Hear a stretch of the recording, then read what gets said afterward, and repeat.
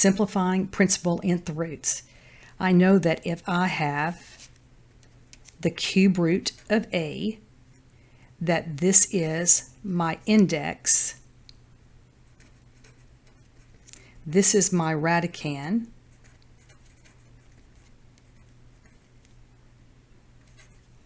and this is my radical symbol.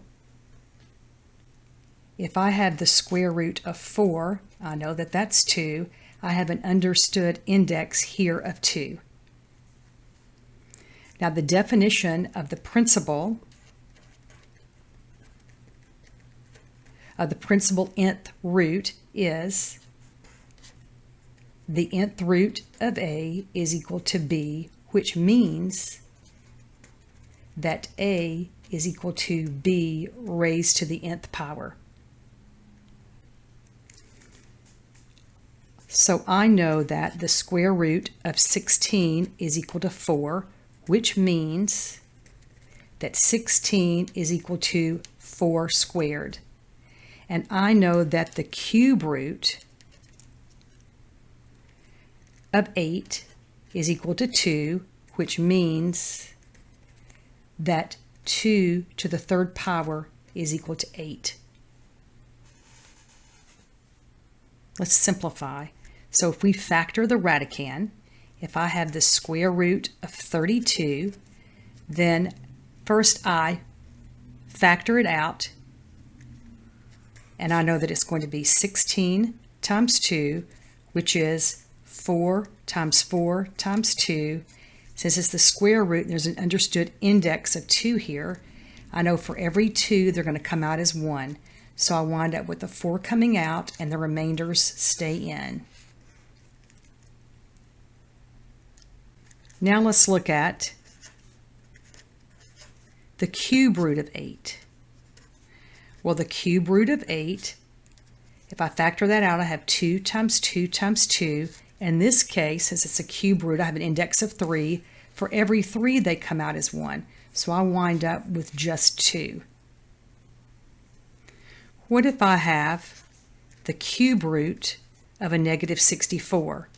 Well, that is the cube root of a negative 4 times a negative 4 times a negative 4, which is going to wind up being negative 4.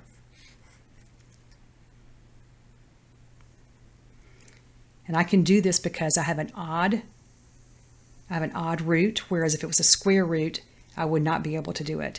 So let's look at number 4. If I have the fourth root of 1 over 16, then that's going to be equal to root 4, or the fourth root of 1/2 times 1/2 times 1/2 times 1/2.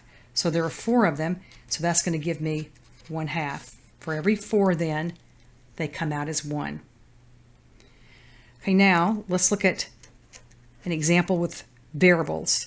If I have the square root of 25 times x to the 4th y squared, then that would be 5 times 5 times x times x times x times x times y times y. So I'm going to have 5 x and x and y. So x squared y. Okay, now we're going to combine like radicals. And the way we do this is if we have 2 or more radicals, we can combine them if they have the same index and if they have the same radicand. So the first example we have is I have 4 times the square root of 7 minus 2 times the square root of 7. Well, my roots are understood 2's, so they do have the same index and they do have the same radicand. So I can simply just take my coefficients and subtract. 4 minus 2 gives me 2 times the square root of 7. Let's try another example. Number 2. If I have a negative 8 times the square root of 12 plus the square root of 3. Well, I'm going to simplify that. I know that that would be 2 times 2 times 3. So I would have a negative 8 times, and let me go ahead and just work all this out. I would have 2 times 2 times 3 plus the square root of 3. So I know I'm going to have that 2 come out and multiply here, giving me a negative 16 times the square root of 3, plus I've understood 1 in front of that square root of 3. So now I'll just take my coefficients. Negative 16 plus 1 gives me a negative 15 times the square root of 3. Now let's look at a third example.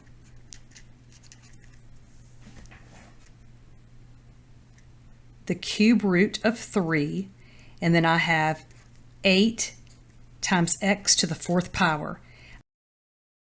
I'm going to rewrite this as cubes.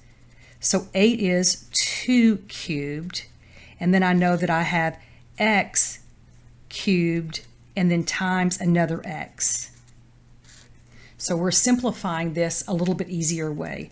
So then I know I can take my cubes out, so I wind up taking a 2 out and an x out, and then I wind up times the cube root of x.